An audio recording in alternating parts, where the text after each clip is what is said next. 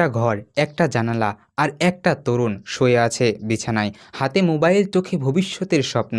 তার নাম আরমান তালুকদার। বয়স মাত্র ২১ বছর। চট্টগ্রাম পলিটেকনিক ইনস্টিটিউটের ছাত্র।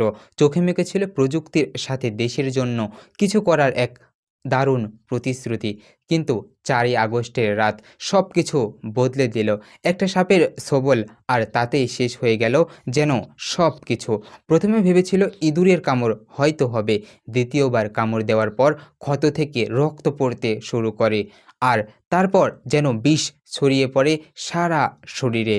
রাত ১টায় পরিবারের সদস্যরা ছুটে যান পটিয়া উপজেলা স্বাস্থ্য কমপ্লেক্সে। তারপর চট্টগ্রাম মেডিকেল কলেজ হাসপাতালে যাওয়া হয়, কিন্তু সময় তখনও থেমে নেই।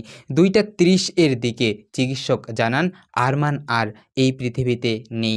একটি বিষধর সাপ, সম্ভবত বুঙ্গারাস ফ্যাসিয়েটস, তার ছেলে আরমানের জীবনটাকে ছিন্নভিন্ন করে দিল। এটা কি শুধু একটি দুর্ঘটনা, নাকি সতর্কবার্তা? বর্ষা এলেই চট্টগ্রামের গ্রামীণ এলাকায় বাড়ে সাপের উপদ্রব। বৃষ্টিতে প্লাবিত হয় নিচু জায়গাগুলো। সাপরা উঠে আসে মানুষের ঘরের দিকে এবং ক্ষতি করার চেষ্টা করে। ধানক্ষেত, ঝোড়াপাড়া আর জলাশয়ের কাছাকাছি ঘরগুলো হয়ে ওঠে সাপের গোপন আস্তানা। ফুলজোড়া রাসেলের ভাইপার, ম্যানোসেট, কোবরা, এই সাপগুলো এখন আর শুধু বইয়ের পাতায় থাকা একটা শব্দ নেই, এগুলো বাস্তব, এবং এগুলোর ছোবল যেন মরণ। বিশেষ করে ফুলজোড়া রাতে ঘরে ঢুকে পড়ে নিঃশব্দে, ইঁদুর বা অন্য একটি সাপ খুঁজতে। কামড় দেয় বোঝা যায় না, যতক্ষণে বুঝি ততক্ষণ হয়তো অনেক দেরি হয়ে গেছে। সাপ কামড়ালে করণীয় কি? শান্ত থাকুন, যত কম নড়াচড়া করবেন তত বিষ কম ছড়াবে। দৌড়াবেন না, হেঁটে চলাও কমিয়ে দিন। আক্রান্ত অঙ্গ শরীরে নিচে রাখুন, ব্যান্ডেজ বা কাপড় দিয়ে হালকা চেপে পেঁচিয়ে দিন। খুব শক্ত নয়, দ্রুত হাসপাতালে নিয়ে যান।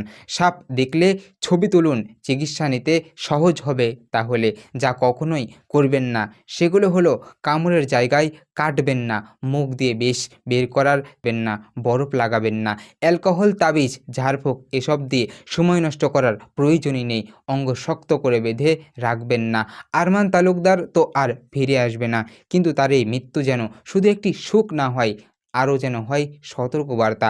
আমরা তার কোনো তরুণকে আর যেন হারাতে না হয়, তার পরিবারের মতো আর কোনো যেন ঘর না হয় নিস্তব্ধ। সাপের ভয় নয়, দরকার সচেতনতা। একটি খোলা জানালা, একটি অবহেলা, আর তাতেই কেড়ে নিতে পারে একটি জীবন। আরমানের মৃত্যু আমাদের কাদাক, তবে জাগিয়ে তুলুক আমাদের সকলকে বুঝতে দিক। আমরা সকলে সাবধান হই, সতর্ক হই এবং সঠিকভাবে চলাফেরা করি। তাহলে আমরা এই সাপের কামড় থেকে বেঁচে থাকার চেষ্টা করতে পারি এবং বেঁচে থাকবো আশা করি। প্রিয় দর্শক, আজকে এই পর্যন্তই। আপনাদের সঙ্গে দেখা হবে আরও একটি নতুন ভিডিওতে। ততক্ষণ পর্যন্ত সকলে ভালো এবং সুস্থ থাকবেন। আজকে এখানেই বিদায় নিচ্ছি। আল্লাহ হাফেজ।